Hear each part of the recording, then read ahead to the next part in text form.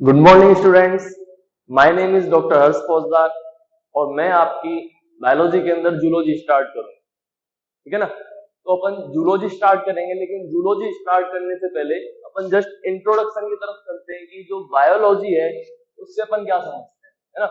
कई बार क्या होता है कि हम पूरी बायोलॉजी खत्म कर लेते हैं और अपने को यही नहीं पता होता कि एक्चुअल में बायोलॉजी का मीनिंग क्या है। ठीक है ना। चलिए, तो बायोलॉजी का मैं कुछ नहीं है, एक सिंपल से पॉइंट में इसका अपन जो हिंदी में करते हैं ना, संधि विच्छेद कर लेते हैं। ठीक है ना। Bio plus logy. ठीक है ना। जीव प्लस विज्ञान। कुछ नहीं है। देखो, बायो का मतलब क्या है यहाँ पे, इसका मतलब अपन समझ सकते हैं लाइफ। इसका मतलब क्या हो गया बेटा, ये है लाइफ या फिर जीवन। ठीक है। और लॉजी जो है ये आया है लोगोस से। लॉजी जो वर्ड है ये किससे आया है, लोगोस से, जो एक ग्रीक वर्ड है। इसका मतलब होता है स्टडी। इसका मतलब क्या होता है दोस्तों, स्टडी होता है। ठीक है ना। तो अपन यहाँ पे कह सकते हैं लाइफ की स्टडी करना। ठीक है ना। लाइफ की स्टडी करना, to be study the life, या फिर जीवन का अध्ययन करना ही क्या है, बायोलॉजी। ये चीज हमारे बहुत अच्छे से समझ में आती है और ये हमने पढ़ भी चुके हैं पहले भी। ठीक है ना।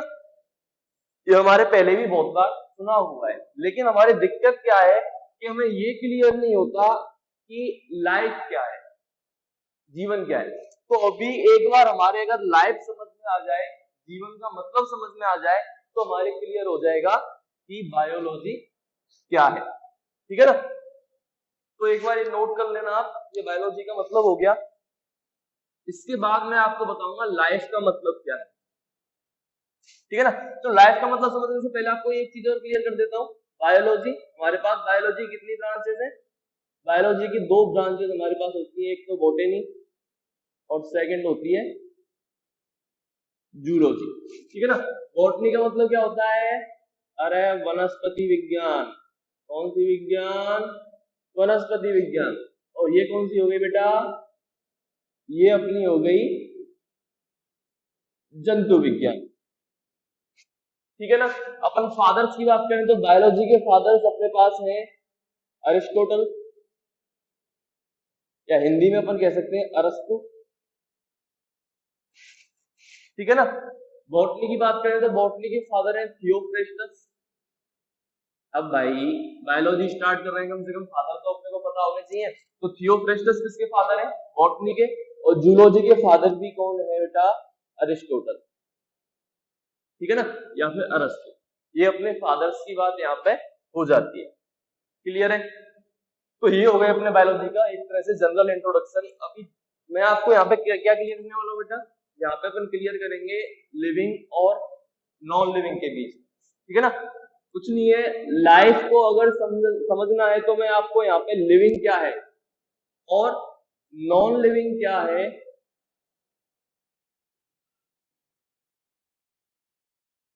ठीक है ना, इसके बीच में अगर डिफरेंस बता देता हूं, मैं आपको क्लियर कर दूं कि ये नॉन लिविंग है और ये लिविंग है। ठीक है ना।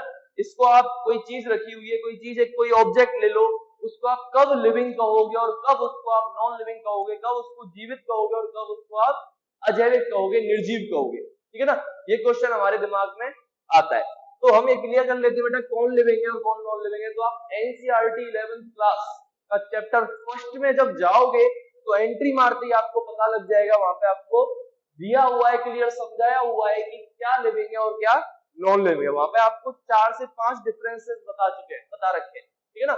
और उन डिफरेंसेस को देख के, उन पॉइंट्स को देख के आप क्लियरली समझ सकते हो कि क्या लिविंग है और क्या नॉन लिविंग है।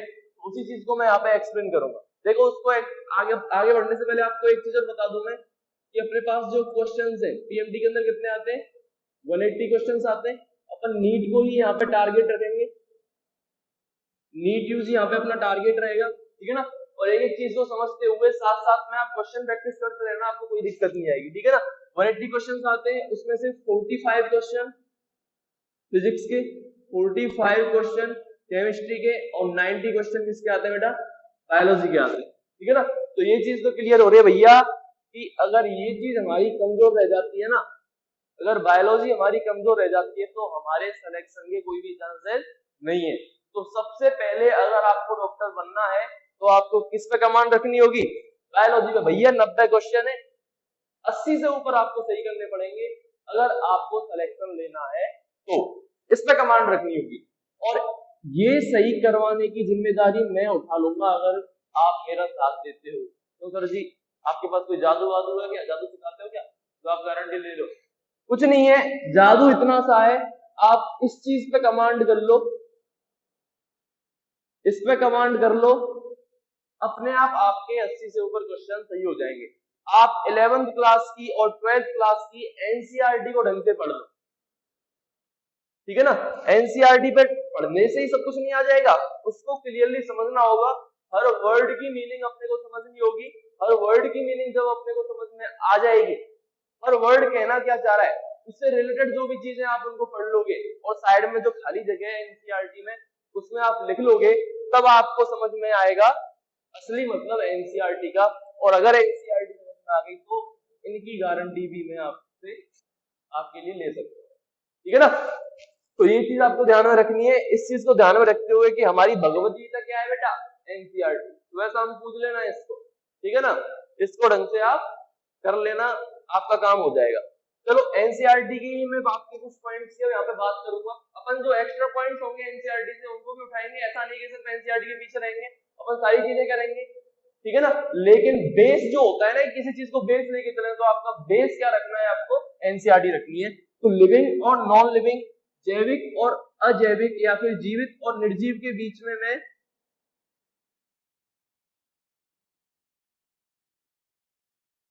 आपको मैं यहाँ पे डिफरेंस बताना चाह रहा हूं, ठीक है ना। और डिफरेंस बताने के लिए सबसे पहला जो पॉइंट है वो लूंगा मैं ग्रोथ का। किसका लूंगा? वृद्धि का या ग्रोथ का, जो आपकी एनसीईआरटी में भी आपको पहला पॉइंट देखने को मिल जाएगा चैप्टर फर्स्ट के अंदर, ठीक है ना। वृद्धि देखें कि भैया एक कोई लिविंग बीइंग है, अरे मुझे ही ले लो, खुद को ले लो, ठीक है ना। वो ग्रोथ कर रहा है, वो वृद्धि कर रहा है, और वहां पर उसकी वृद्धि का मतलब क्या है? अपन उसकी वृद्धि का मतलब सेल डिवीजन समझ सकते हैं, ठीक है ना। या फिर मैं बोलूं कोशिका विभाजन, तो इसका मतलब अपन समझ सकते हैं।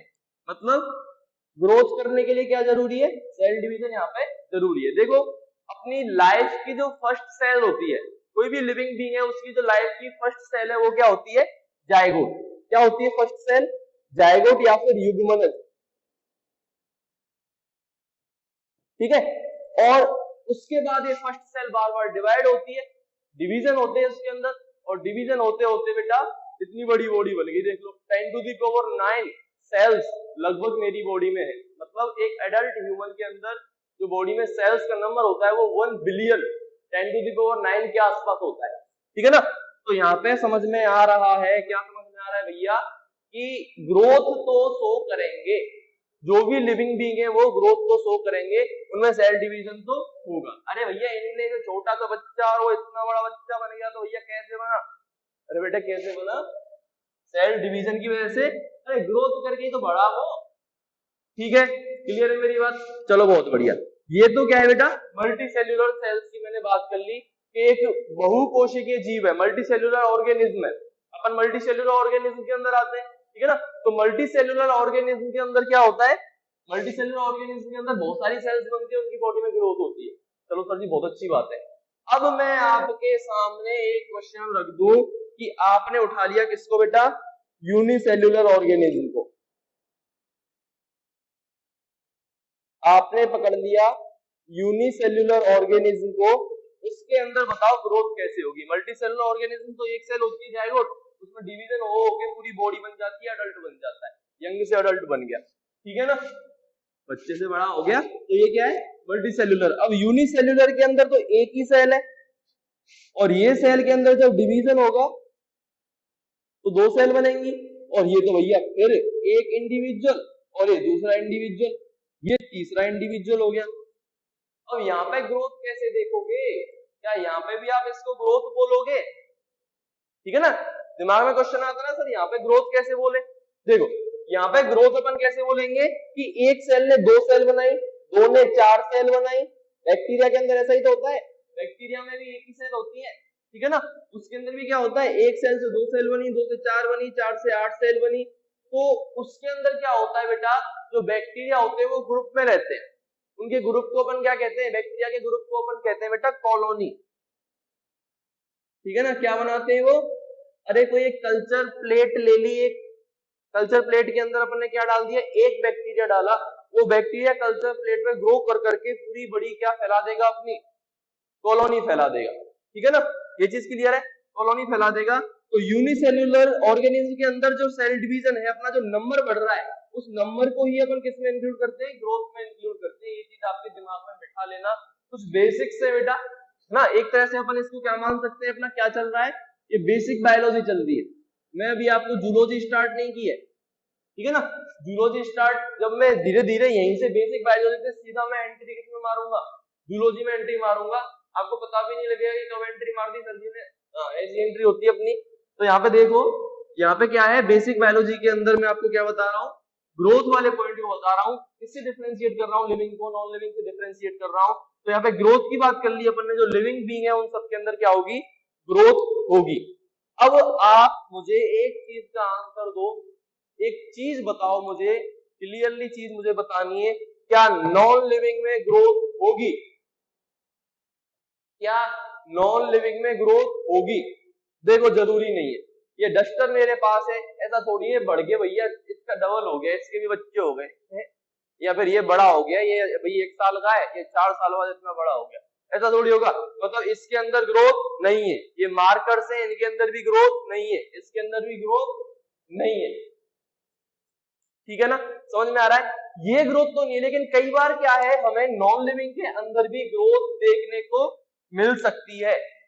मतलब यहाँ पे मैं लिखूंगा मे बी, ग्रोथ यहाँ पे हो सकती है सर, हाँ बात करो, क्या बोल रहे हो सर जी, यहाँ पे नॉन लिविंग के अंदर आप ग्रोथ बता रहे हो, हाँ हो सकती है। एनसीईआरटी में क्लियर क्लियर लिखा है कि एक चट्टान है, एक कोई चट्टान है, अरे चट्टान पे क्यों जा रहे हो, अपने दोहरे ले लो, रेगिस्तान के दोहरे ले लो, उनका साइज आज इतना है, ठीक है ना, पता चला कल को पूरा दोहरा इतना बड़ा हो गया, या आज दोहरा यहाँ पे है, कल को दूसरी जगह पे जाके बहुत बड़ा बन गया। या कोई पहाड़ ले लो, कोई पहाड़ था, उसको 100 साल बाद देखोगे आप, हो सकता है उसके ऊपर मिट्टी की या फिर पत्थर की कोई लेयर बन गई हो, परत बन गई हो, उस परत की वजह से उसका साइज पहाड़ का क्या हो गया, बड़ा हो गया हो। तो इसके अंदर क्या होगा बेटा, यहाँ पे भी ग्रोथ देखने को मिल सकती है। सर जी तो फिर ये डिफरेंस कैसे हुआ लिविंग और नॉन लिविंग के बीच में, ये चीज तो हमें, ये प्रॉपर्टी तो हमें एक्सप्लेन नहीं कर रही है कि क्या लिविंग होता है और क्या नॉन लिविंग होता है, ठीक है ना, ये चीज तो हमें यहाँ पे एक्सप्लेन नहीं कर रही है, क्लियर है। तो यहाँ पे जो चीज एक्सप्लेन करेगी लिविंग और नॉन लिविंग के बीच में, वो चीज क्या है, वो चीज है अपनी बेटा कि ये जो ग्रोथ है, ये ग्रोथ कैसी है, ध्यान रखना, इसको लिख लेना आप, ये है आपकी इंटरनल ग्रोथ। कैसी ग्रोथ है ये, इंटरनल ग्रोथ है, ये आपकी है आंतरिक वृद्धि,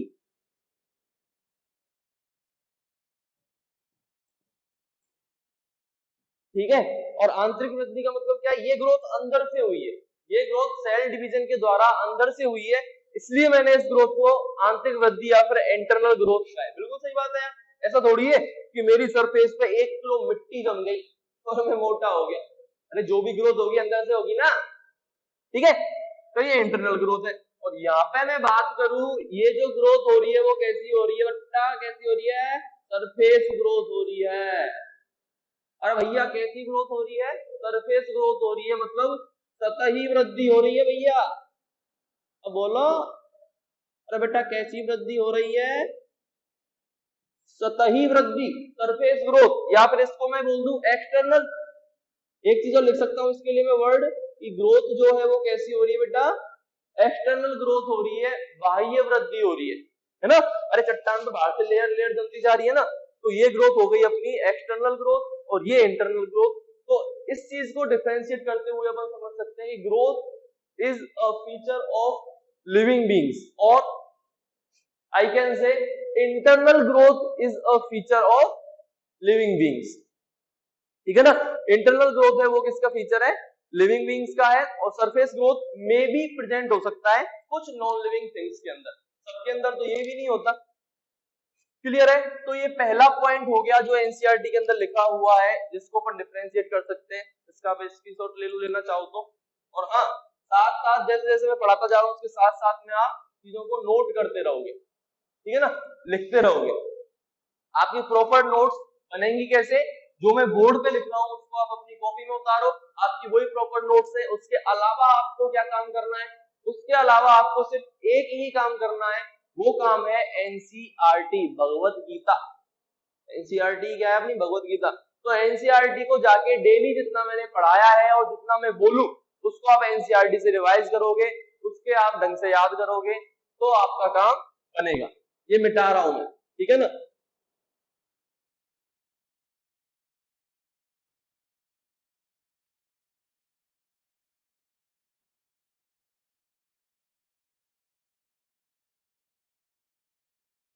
चलिए ऐसे टेबल बना लेना आप एक। अब मैं दूसरा पॉइंट यहां पे लिख सकता हूं, रिप्रोडक्शन। अगला पॉइंट किसका लेंगे अपन? अपन लेंगे बेटा रिप्रोडक्शन या फिर प्रजनन। कि रिप्रोडक्शन के बेस पे सर जी हम 100% कह देंगे कि जिसके अंदर रिप्रोडक्शन हो रहा है ना, जिसके अंदर प्रजनन हो रहा है ना, वो लिविंग बीइंग है, वो जिंदा है। और जिसके अंदर रिप्रोडक्शन नहीं हो रहा, जो प्रजनन नहीं कर रहा, वो क्या है? वो नॉन लिविंग है। हम कह सकते हैं कि रिप्रोडक्शन तो सब में होता है सर, बैक्टीरिया से लेके आप ह्यूमन ले लो, आप कोई भी स्पीसीज ले लो, उसके अंदर रिप्रोडक्शन होगा, ठीक है ना। और इसके अंदर रिप्रोडक्शन क्या होता है? एब्सेंट होता है। बिल्कुल सही बात है। अपन क्लियरली लिख सकते हैं कि reproduction will be absent in non living things, है ना। निर्जीव या फिर अजैविक, निर्जीव या फिर अजैविक वस्तुओं में क्या है? रिप्रोडक्शन होगा ही नहीं। इससे अपन क्लियरली क्या कर देंगे? इसको डिफरेंशिएट कर देंगे। लेकिन एनसीईआरटी की आदत है बढ़िया बढ़िया पॉइंट डालने की, है ना, नेशनल लेवल की बुक है। तो एनसीईआरटी यहाँ पे क्या कह देती है कि रिप्रोडक्शन से आप एक लिविंग बीइंग को डिफाइन तो कर सकते हो। आप कह सकते हो कि जिसके अंदर रिप्रोडक्शन हो रहा है वो लिविंग बीइंग है ना। लेकिन सभी लिविंग बीइंग के अंदर रिप्रोडक्शन हो ऐसा जरूरी नहीं है। मेरी बात ध्यान से सुनना। जिसके अंदर रिप्रोडक्शन हो रहा है वो लिविंग बीइंग है ना। जिसके अंदर रिप्रोडक्शन हो रहा है वो लिविंग बीइंग है, लेकिन सभी लिविंग बीइंग के अंदर रिप्रोडक्शन हो ये जरूरी नहीं है। वाह वाह, क्या बात बोली सर आप। समझना मेरी बात को, मैंने क्या बोला है कि रिप्रोडक्शन किसी के अंदर हुआ 100%, वो क्या होगा? मैं कहना चाह रहा हूं कि जिसके अंदर रिप्रोडक्शन प्रेजेंट है, जिसके अंदर रिप्रोडक्शन प्रेजेंट है, 100% आप गारंटी ले सकते हो उसकी कि ये लिविंग बीइंग है, ठीक है ना। लेकिन जिसके अंदर कई बार क्या होता है रिप्रोडक्शन, या फिर मैं कहूं कि इन ऑल लिविंग बीइंग्स, सारे के सारे जो लिविंग बीइंग्स हैं उनमें रिप्रोडक्शन हो, उनमें रिप्रोडक्शन हो ये जरूरी नहीं है। इसको मैं लिख सकता हूं नॉट नेसेसरी।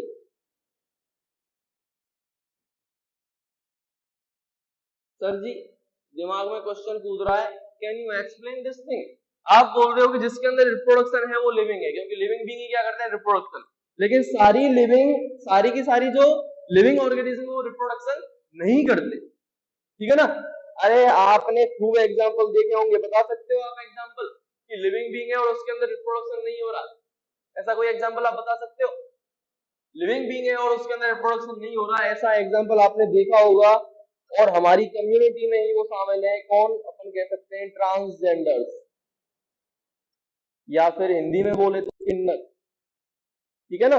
जो ट्रांसजेंडर्स हैं उनके अंदर रिप्रोडक्शन नहीं होते, क्या वो जिंदा नहीं है? क्या वो लिविंग बीइंग नहीं है?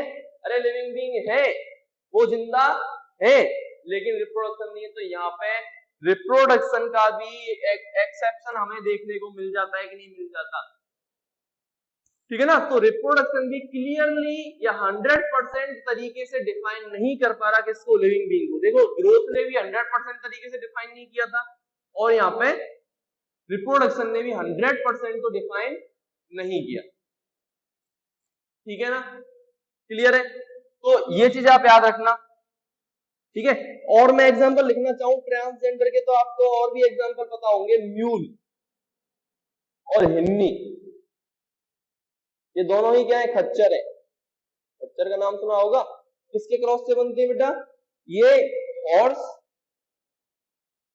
और डोंकी के क्रॉस से बनते हैं दोनों, ठीक है ना। हॉर्स और डोंकी क्रॉस से बनते हैं, आगे बताएंगे कि मेल हॉर्स फीमेल हॉर्स, आपकी कंफ्यूजन आ रही होगी, आपने सुना होगा, वो मैं आगे आपको क्लियर कर दूंगा। एनिमल हस्बेंड्री पढ़ेंगे, उसके अंदर मील और हिन्नी आएंगे। ये खच्चर भी क्या है बेटा, रिप्रोडक्शन नहीं कर सकता, इसके अंदर भी रिप्रोडक्शन एब्सेंट होता है।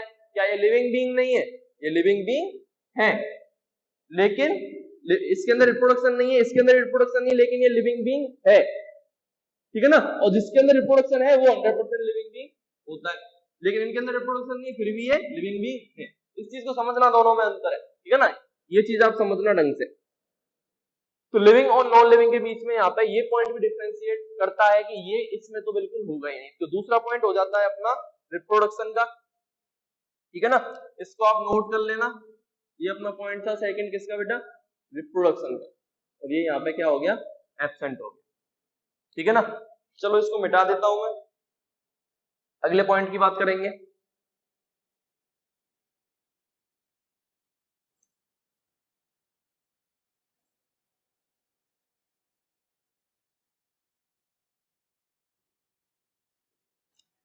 चलिए, रिप्रोडक्शन के बाद की बात करूंगा मैं।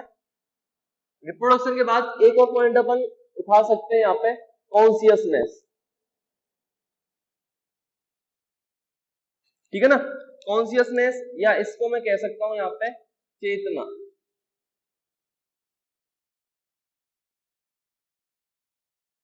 ठीक है ना।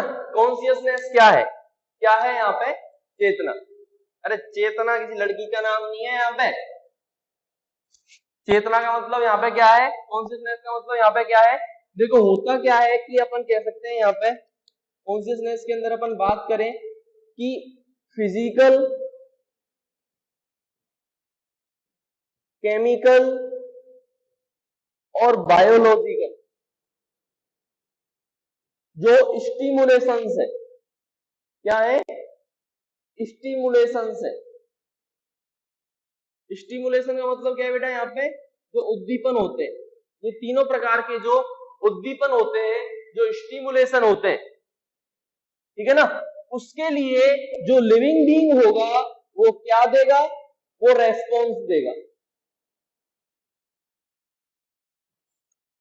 क्या देगा भैया, रेस्पॉन्स देगा, प्रत्युत्तर देगा,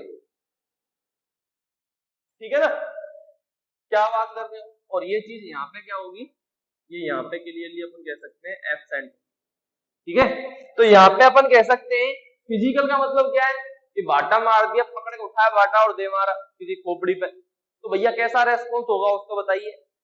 बाटा उठा के आपने किसी खोपड़ी पे दे मारा तो क्या रेस्पॉन्स होगा, बेटा बाटे की जगह पूरा बड़ी चट्टान लेके आपकी खोपड़ी पे मार देगा, अरे ये रेस्पॉन्स होगा ना। ये सिर्फ इंसान की बात नहीं है, आप किसी एक भैंस के मार दो कोई पत्थर, तो कुछ तो हो, हाँ कुछ तो करेगी ना वो, ठीक है ना। तो फिजिकल हो, केमिकल हो, आपने किसी भी बैक्टीरिया की कॉलोनी में कोई एंटीबायोटिक भी डाल दी ना, तो वहां पे डेड हो जाएंगे, मर जाएंगे, या उससे दूर भागेंगे। समझ में आ रहा है, क्लियर है। आप किसी प्लांट में पानी डाल दो तो अगले दिन ही उसमें क्या हो जाएगा, आपको अलग से एक इफेक्ट दिखा कि हाँ भैया इसका हरा भरा हो गया यार, इसमें तो इफेक्ट है, बढ़िया ग्रोथ तो करेगा। आप उसमें 1 महीने तक बढ़िया पानी दो, बढ़िया ग्रोथ तो करेगा। तो हो क्या रहा है, बायोलॉजिकल इन्फेक्शन, मतलब मेरे अंदर किसी बैक्टीरिया ने इन्फेक्शन कर दिया, वायरस ने इन्फेक्शन कर दिया, ठीक है ना। मेरा दूसरी स्पीशीज के साथ जो लगाव है उनके लिए मैं रेस्पॉन्स दूंगा कि नहीं दूंगा। बैक्टीरिया, इवन बैक्टीरिया भी बेटा दूसरे बैक्टीरिया के लिए या फिर किसी और स्पीशीज के लिए हमारे लिए ही कोई रेस्पॉन्स देंगे कि नहीं देंगे। कोई बैक्टीरिया इन्फेक्शन कॉज करता है, उसको इन्फेक्शन कॉज करने वाला होस्ट ही नहीं मिला, जिसके अंदर इन्फेक्शन करता है वो ही नहीं मिला, तो क्या होगा, वो यहाँ पे बेटा कोई ना कोई रेस्पॉन्स शो करेगा, वो या तो डेड हो जाएगा और कोई रेस्पॉन्स शो कर सकता है। कुल मिला के अपन कह सकते हैं जो लिविंग बीइंग है वो क्या शो करते हैं बेटा, यहाँ पे क्या शो करते हैं, उनके अंदर इसी को चेतना कहते हैं, ठीक है ना, यही कॉन्शियसनेस है, ठीक है ना। कॉन्शियसनेस में क्या आ जाएगा, ये चीज आ जाएगी कि जो फिजिकल, केमिकल और बायोलॉजिकल स्टिमुलेशन होते हैं उनके लिए रेस्पॉन्स कौन देते हैं, लिविंग बीइंग देते हैं। तो कॉन्शियसनेस भी हमें क्या समझाती है, ये भी हमें लिविंग और नॉन लिविंग के बीच में डिफरेंस करना बताती है। चलो मिटा रहा हूं ये मैं। अगला और लास्ट पॉइंट है अपना जो लिविंग और नॉन लिविंग को यहाँ पे क्लियर करता है, और वो पॉइंट है बेटा मेटाबॉलिज्म, या हिंदी में बोल सकते हैं अपन उपापचय। अगला पॉइंट क्या है अपना, मेटाबॉलिज्म या फिर उपापचय। ठीक है ना। तो मेटाबॉलिज्म क्या है, उपापचय क्या है, पहले मैं ये आपको क्लियर कर देता हूं, उसके बाद अपन समझेंगे कि मेटाबॉलिज्म जो है हमें कैसे एक्सप्लेन करता है लिविंग और नॉन लिविंग के बीच में। ठीक है ना। तो देखो मेटाबॉलिज्म क्या है, कुछ नहीं है, हमारी बॉडी के अंदर जितनी भी केमिकल रिएक्शंस हो रही है, क्या बात कर रही हो, हाँ हमारी बॉडी में बहुत सारी केमिकल रिएक्शंस होती है। आप खाने से ही ले लो, आपने खाना खाया, खाया उसका डाइजेशन करने के लिए आपको प्रोटीन को डाइजेस्ट करने वाले एंजाइम की जरूरत पड़ेगी। पढ़ा होगा आपने छोटी क्लासेस में, आपको प्रोटीन को डाइजेस्ट करने वाले एंजाइम्स की जरूरत पड़ेगी, आपको कार्बोहाइड्रेट को डाइजेस्ट करने वाले एंजाइम्स की जरूरत पड़ेगी, आपको लिपिड को डाइजेस्ट करने वाले एंजाइम्स की जरूरत पड़ेगी। ठीक है ना। तो वहां पे एंजाइम्स क्या करते हैं, कोई ना कोई केमिकल रिएक्शन परफॉर्म कर रहे होते हैं। प्रोटीन ने तो उसके जो पेप्टाइड बॉन्ड है उसको तोड़ने का काम करेगा। ठीक है ना। कार्बोहाइड्रेट है तो पॉलीसेकेराइड को मोनोसेकेराइड में कन्वर्ट करने की वहां पे जो कोशिश करेगा। तो कुल मिला के हमारी बॉडी में बहुत सारी केमिकल रिएक्शन होती है। आप ऑक्सीजन ले रहे हो, कभी आपने सोचा है कि ऑक्सीजन अंदर जाके क्या हलचल कर रही है? कभी दिमाग में आपके क्वेश्चन आया है कि ऑक्सीजन आखिर अंदर जाके कर क्या रही है? अरे आपने खूब पता होगा कि ऑक्सीजन क्या करती है, एक बार मैं यहाँ पे लिख रहा हूँ, मिटा दूंगा। ऑक्सीजन क्या करती है, ऑक्सीजन कुछ नहीं है, तो इधर लिख देता हूँ। चलो ऑक्सीजन क्या करेगी बेटा, जो ग्लूकोज है, क्या करेगी, जो ग्लूकोज है उसके साथ ऑक्सीजन जुड़ेगी, ऑक्सीजन जुड़ के वहां से क्या निकलेगा, CO2 प्लस H2 निकलेगा, प्लस इससे क्या निकल जाएगी, एनर्जी, ऊर्जा। एक ग्लूकोज से 38 ATP बन जाती है, एनर्जी निकल गई। तो इसने ये हलचल मचाई, और ये सारा हुआ कहां पे काम, सेल के अंदर भी कहां पे हुआ है, माइटोकॉन्ड्रिया के अंदर हुआ है, आपने खूब पढ़ा होगा। ठीक है ना, नहीं पढ़ा तो आप पढ़ लोगे। प्लांट फिजियोलॉजी के अंदर जो रेस्पिरेशन चैप्टर आता है वो आपको इसी चीज को एक्सप्लेन करता है, इसी चीज के ऊपर है। कुल मिला के ये असली रेस्पिरेशन है। असली रेस्पिरेशन क्या है, ऑक्सीजन ने ग्लूकोज के साथ जुड़ के माइटोकॉन्ड्रिया के अंदर CO2 और H2O में ग्लूकोज को तोड़ दिया और वहां से एनर्जी निकाली, और उस एनर्जी को अपन यूज में ले रहे हैं। ये तो असली केमिकल रिएक्शन, इसमें बहुत सारी केमिकल रिएक्शन होती है, 3-3 साइकिल चलती है। यहाँ पे अपन बाद में बात करेंगे इस चीज की, 3 साइकिल कौन कौन सी चलती है। ठीक है ना, वो बाद की बात है। कुल मिला के हमें समझ में आ रहा है, हाँ इसके ऊपर पूरा एक चैप्टर है, इस रिएक्शन के ऊपर पूरा एक चैप्टर है रेस्पिरेशन। आपकी 11th NCERT में प्लांट फिजियोलॉजी के अंदर जो प्लांट रेस्पिरेशन है वो इसी रिएक्शन के ऊपर है। उसके अंदर 3-3 साइकिल है, एक ग्लाइकोलाइसिस चलती है, एक क्रेब्स साइकिल चलती है, और तीसरी ETS इलेक्ट्रॉन ट्रांसपोर्ट सिस्टम। ठीक है ना, पहली ग्लाइकोलाइसिस चलती है, बहुत बड़ी साइकिल है, 10 केमिकल रिएक्शन होती है इसके अंदर, ग्लाइकोलाइसिस चलती है, दूसरी क्रेब्स साइकिल चलती है, तीसरी ETS इलेक्ट्रॉन ट्रांसपोर्ट सिस्टम, ये पूरी साइकिल घूमती है। तो ये 3-3 साइकिल चलती है, और 3 साइकिल चलने के बाद लास्ट में हमें क्या मिलती है, ATP मिलती है। इतनी सारी केमिकल रिएक्शन, आपने कम से कम इसमें 40-50 केमिकल रिएक्शन आप इसमें पढ़ोगे, और भी ज्यादा हो सकती है। ठीक है ना, 50-60 के लगभग केमिकल रिएक्शन है, वो आप इस चैप्टर में पढ़ते हो। तो कुल मिला के ये तो मैंने जस्ट एक एग्जांपल दिया है, ऐसी हजारों रिएक्शन, हजारों केमिकल रिएक्शन हमारी बॉडी में चलती है, और those chemical reaction together are called as metabolism या फिर उपापचय। और ये भी बेटा 2 टाइप का होता है। मेटाबॉलिज्म है वो कितने टाइप का होता है, 2 टाइप का होता है। एक तो एनाबॉलिज्म आपने सुना होगा, और दूसरा होता है कैटाबॉलिज्म। ठीक है ना, जो एनाबॉलिज्म है वो अपन कह सकते हैं सिंथेसाइज जो करती है, सिंथेसाइजिंग केमिकल रिएक्शंस जो हमारी बॉडी के अंदर होती हैं, उनको अपन क्या बोलते हैं, उसको अपन बोलते हैं एनाबॉलिज्म। ठीक है ना, और इसके अंदर क्या होता है, किसी भी चीज का ब्रेक डाउन होता है। इसके अंदर क्या होता है, किसी भी चीज का ब्रेक डाउन होता है। जब कोई चीज टूटे बॉडी के अंदर, मतलब बड़ा मॉलिक्यूल छोटे मॉलिक्यूल में कन्वर्ट हो रहा है, जैसे मैंने अभी डाइजेशन के अंदर बोला कि पॉलीसेकेराइड को मोनोसेकेराइड में तोड़ा, प्रोटीन की जो पॉलीपेप्टाइड है उसको पेप्टाइड बॉन्ड को तोड़ दिया, तो ब्रेक डाउन वो किसके अंदर आ जाएगा बेटा, कैटाबॉलिज्म के अंदर आ जाएगा। और मेटाबॉलिज्म जो है वो सिर्फ किसके अंदर प्रेजेंट है, लिविंग बीइंग के अंदर प्रेजेंट है। तो यहाँ पे लिख लेना आप, ये सिर्फ किसके अंदर प्रेजेंट है बेटा, लिविंग बीइंग के अंदर प्रेजेंट है, और यहाँ पे क्या है ये एब्सेंट है। नॉन लिविंग के अंदर कोई भी केमिकल रिएक्शन नहीं मिलेगी, कोई भी मेटाबॉलिज्म नाम की चीज नहीं बनेगी, और बेटा यही चीज हमें एक्सप्लेन करती है किसको, लिविंग को और नॉन लिविंग को, और इसका हमारे पास कोई भी एक्सेप्शन नहीं है। जो लिविंग है उसी के अंदर मेटाबॉलिज्म होगा और नॉन लिविंग के अंदर मेटाबॉलिज्म नहीं होगा, इसका हमारे पास कोई एक्सेप्शन नहीं है। और मैं आपसे एक क्वेश्चन पूछूं कि बताओ इन चारों पॉइंट में से सबसे अच्छा पॉइंट ऐसा कौन सा है जिसने हमें बिना किसी एक्सेप्शन के बड़े अच्छे से समझा दिया लिविंग और नॉन लिविंग के बीच में डिफरेंस, तो वो पॉइंट कौन सा होता है बेटा, सॉरी, मेटाबॉलिज्म होता है।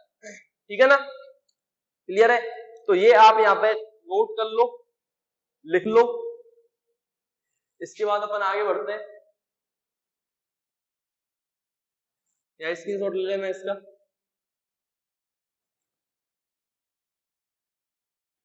तो बेटा ये लिविंग और नॉन लिविंग के बीच में पूरा डिफरेंस हमारे समझ में यहाँ पे आ जाता है।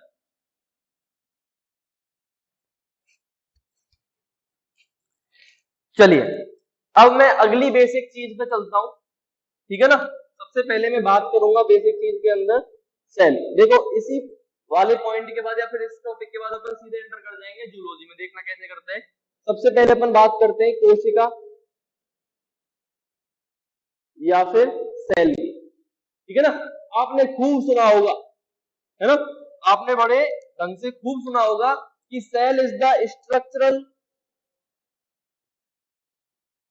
And functional unit of all living beings, ठीक है ना। जो कोशिका है सभी जीवों की संरचनात्मक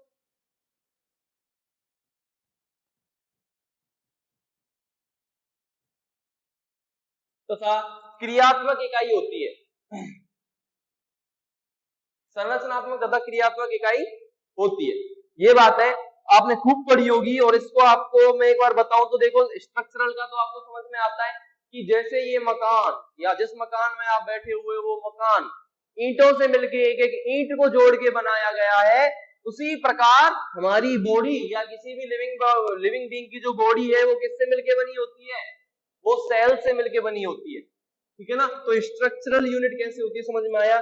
कभी कभी दिक्कत आ जाती है कि क्रियात्मक इकाई कैसे है, फंक्शनल यूनिट कैसे है। तो ध्यान देना फंक्शनल यूनिट ऐसे है क्योंकि सारे के सारे जितने भी फंक्शन है सॉरी सारे के सारे जितने भी फंक्शन है वो कहां पर हो रहे हैं, वो हो रहे हैं बेटा किसके अंदर, सेल के अंदर हो रहे हैं। जैसे मैंने अभी आपको बताई थी वो केमिकल रिएक्शन यहाँ पे जो लिखी थी कि ग्लूकोज को ऑक्सीजन की प्रेजेंस में माइटोकॉन्ड्रिया के अंदर CO2 और H2O में तोड़ा जाता है, साथ में उससे एनर्जी निकाली जाती है और इस एनर्जी से अपन सारे काम करते हैं, ठीक है। ये तो एक काम हो गया सेल का कि सेल ने एनर्जी बनाई, भैया सबसे मेन काम तो यही था, है ना। सेल ने एनर्जी बनाई क्योंकि माइटोकॉन्ड्रिया किसके अंदर होता है, सेल के अंदर ही तो होता है। और अपन क्लोरोप्लास्ट को ले लो, फोटोसिंथेसिस प्लांट के अंदर इतना इंपॉर्टेंट काम, सबसे इंपॉर्टेंट काम फोटोसिंथेसिस कहां पे हो रहा है, सेल के अंदर हो रहा है। लाइसोसोम, ER, जितने भी सारे सेल ऑर्गेनेल है बेटा, बहुत सारे काम यहाँ पे सेल हमारे लिए करती है। बहुत सारे क्या, सारे के सारे काम कौन करती है हमारे लिए, सेल करती है। तो हमें ये भी समझ में आ जाता है कि सेल जो है क्रियात्मक इकाई कैसे है, फंक्शनल यूनिट कैसे है। चलिए अब मैं अगली चीज लिख रहा हूं कि बेटा एक ग्रुप ऑफ सेल बना, क्या बना, group of cell. Group of cell ना लिख के मैं लिखूं group of same functioning cells, या फिर एक समान कार्य करने वाली कोशिकाओं का समूह। ध्यान देना मेरी बात पे, सेल तो है लेकिन एक जैसी सेल है, एक जैसा काम करने वाली सेल है, वो मिलके बनाती है बेटा टिश्यू। क्या बनाती है, टिश्यू या फिर ऊतक हमारे लिए बनाती है, ठीक है ना, क्लियर है। याद रखना टिश्यू के अंदर कैसी सेल्स होंगी बेटा, अभी मैं आपको आगे बताऊंगा, इससे अपना बहुत काम कट पड़ने वाला है, इसलिए मैं इस पे इतना जोर दे रहा हूं कि जो अपनी ग्रुप ऑफ सेल है वो कैसा है बेटा, एक जैसा काम करने वाली सेल्स का ग्रुप है। एक जैसा काम करने वाली कोशिकाओं का समूह है, ठीक है। जैसे मैं बोलूं स्टोमक के अंदर बहुत सारे टिश्यू होते हैं, उसके अंदर एपिथेलियल टिश्यू भी होता है, उसके अंदर कनेक्टिव टिश्यू भी होता है, उसके अंदर मस्कुलर टिश्यू भी होता है, उसके अंदर नर्वस टिश्यू भी होता है, मतलब सारे के सारे उसमें टिश्यू होते हैं, ठीक है ना। लेकिन एक जैसा काम करने वाली सेल्स, मतलब एक जैसी सेल्स जो होंगी वो एपिथेलियल टिश्यू बना देंगी, एक जैसी सेल्स होंगी वो कनेक्टिव टिश्यू बना देंगी, एक जैसी सेल्स होंगी वो मस्कुलर टिश्यू बना देंगी। कुल मिला के जो एक जैसी सेल्स है वो क्या बना देती है बेटा, टिश्यू बना देती है, ठीक है ना, ऊतक बना देती है, क्लियर है। और अपन बोले कि जो टिश्यू है, जैसे epithelial tissue, connective tissue, muscular tissue और नर्वस टिश्यू, चार ही टाइप के अपने पास टिश्यू होते हैं। ये चारों के चारों जो टिश्यू है मिलके क्या बना देते हैं बेटा हमारे लिए, ये बना देंगे, ये बना देंगे अब ऑर्गन,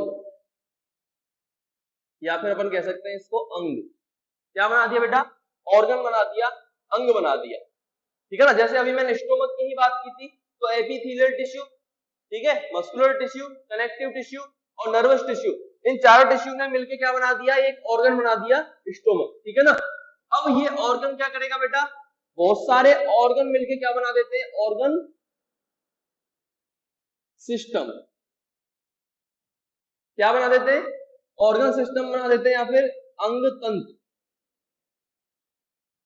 क्या बना देते हैं, अंग तंत्र बना देते हैं। और ये ऑर्गन सिस्टम बहुत सारे मिलके बना देते हैं हमारे लिए बॉडी, या फिर पूरा का पूरा शरीर, या फिर अपन कह सकते हैं पूरा का पूरा इंडिविजुअल हमारे लिए ये बना देते हैं, ठीक है ना, क्लियर है। ये आपने पहले पढ़ा भी होगा, नहीं पढ़ा तो अभी देख लो। इस टाइप से क्या होता है बेटा, सेल्स मिलके टिश्यू बनाएंगी, टिश्यू मिलके ऑर्गन बनाएंगे, ऑर्गन मिलके ऑर्गन सिस्टम बनाएंगे, ऑर्गन सिस्टम मिलके पूरी बॉडी बना देंगे, ठीक है ना। अब देखो जो टिश्यू है, टिश्यू से एक चैप्टर निकल के आता है जूलॉजी, ठीक है ना, ये बेसिक हो गया। इस टिश्यू से, टिश्यू प्लांट्स में भी होगा और एनिमल्स में भी होगा, ठीक है ना। अब एनिमल्स में अपन जूलॉजी में एंट्री मारते हैं, तो टिश्यू से एक टॉपिक निकल के आता है अपना बेटा, कौन सा टॉपिक, क्या पूरी एक यूनिट निकल के आती है, पूरा एक चैप्टर निकल के आता है, और उस चैप्टर का नाम है एनिमल टिश्यू या फिर जंतु ऊतक। और ये जो चैप्टर है ये अपना फर्स्ट चैप्टर होगा, ये अपना फर्स्ट यूनिट होगी जो अपन स्टार्ट करेंगे अपनी जूलॉजी के अंदर, ठीक है ना। और ऑर्गन सिस्टम से क्या निकल के आता है बेटा, ऑर्गन सिस्टम से बहुत सारे सिस्टम निकल के आते हैं। देखो एक चीज समझो, मैं आपको एग्जांपल समझाता हूँ। स्टोमक की कोई एक सेल थी, ठीक है ना, एक जैसा काम करने वाली सेल थी, उन्होंने मिलके क्या बना लिया, टिश्यू बना लिया। मान लो कि एक टाइप का टिश्यू बना लिया, ये चार टाइप के टिश्यू होते हैं, उनमें से कोई एक टिश्यू बना लिया। टिश्यू कितने होते हैं बेटा, चार टाइप के होते हैं, बताऊंगा अभी आपको। अपन टॉपिक स्टार्ट करने वाले चारों की बात कर लेंगे, ठीक है ना। तो चार टाइप के टिश्यू होते हैं, उनमें से एक टाइप की सेल्स ने एक टाइप का टिश्यू बना लिया, दूसरी टाइप की सेल्स ने दूसरे टाइप का टिश्यू बना लिया, तीसरे टाइप की सेल्स ने तीसरे टाइप का टिश्यू बना लिया, चौथे टाइप की सेल्स ने चौथे टाइप का टिश्यू बना लिया। तो चार टाइप के यहाँ पे हमारे पास टिश्यू बन गए, ठीक है ना। अब ये चारों के चारों टिश्यू मिल गए, इन्होंने क्या बना लिया, एक ऑर्गन। अपन एग्जांपल देखें तो मान लो क्या बना लिया अपने लिए, ऑर्गन बना दिया, या फिर अपन कह सकते हैं मान लो ऑर्गन के नाम पर स्टोमक बना दिया, ठीक है ना। और बहुत सारे ऑर्गन, स्टोमक ले लो, स्मॉल इंटेस्टाइन ले लो, स्मॉल इंटेस्टाइन के अलावा लार्ज इंटेस्टाइन आप ले लो, लार्ज इंटेस्टाइन के अलावा आप क्या लोगे बेटा, आप स्टोमक से ऊपर ईसोफेगस ले लो, ठीक है ना, क्लियर है। ईसोफेगस से ऊपर फेरिंग्स ले लो, यहाँ पे आप पैंक्रियाज ले लो, आप लिवर ले लो, सब्जी नहीं बेच रहा है, आलू ले लो, भिंडी ले लो, ये ऑर्गन्स है हमारी बॉडी के, ठीक है ना। अरे तो यहां से ले लो लिप्स, लिप्स के बाद टंग ले लो, टंग के बाद माउथ कैविटी ले लो, माउथ कैविटी के बाद फेरिंग्स ले लो, फिर ईसोफेगस ले लो, फिर स्टोमक ले लो, फिर स्मॉल इंटेस्टाइन ले लो, फिर लार्ज इंटेस्टाइन ले लो, साइड में आप लिवर ले लो और ईसोफेगस सॉरी पैंक्रियाज ले लो। इन सारी चीजों को लेने के बाद हमारे पास क्या बनता है, एक ऑर्गन सिस्टम बनता है, एक पूरा सिस्टम निकल के आता है। सिस्टम को अपन क्या बोलते हैं, डाइजेस्टिव सिस्टम बोलते कि नहीं बोलते, पाचन तंत्र बोल देते हैं। तो एक सिस्टम बन गया।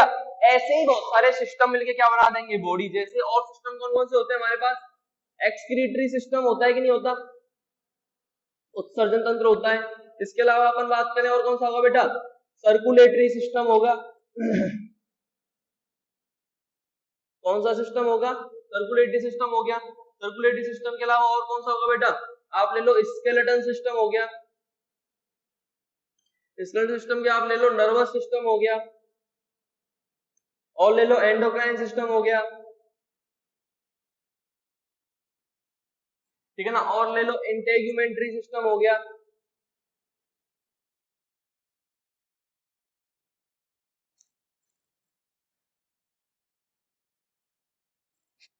ठीक है ना, तो ये सारे सिस्टम जो होते हैं ये अपन ही क्या बनाते हैं बेटा?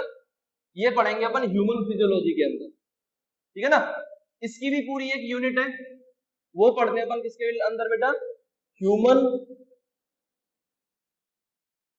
फिजियोलॉजी या फिर मानव कार्यकी के अंदर ये सिस्टम अपन सारे के सारे पढ़ते हैं, ठीक है ना। इनकी स्टडी अपने को वहां पे जाके करनी है, तो ये अपनी सेकंड यूनिट होगी इसके बाद, एनिमल टिश्यू के बाद में। तो बेटा ये सारे सिस्टम मिलके बनाते हैं हमारे लिए बॉडी, ठीक है। तो इसके बाद सारा जो कुछ है अपन पढ़ेंगे अपने नेक्स्ट लेक्चर के अंदर। Thank you.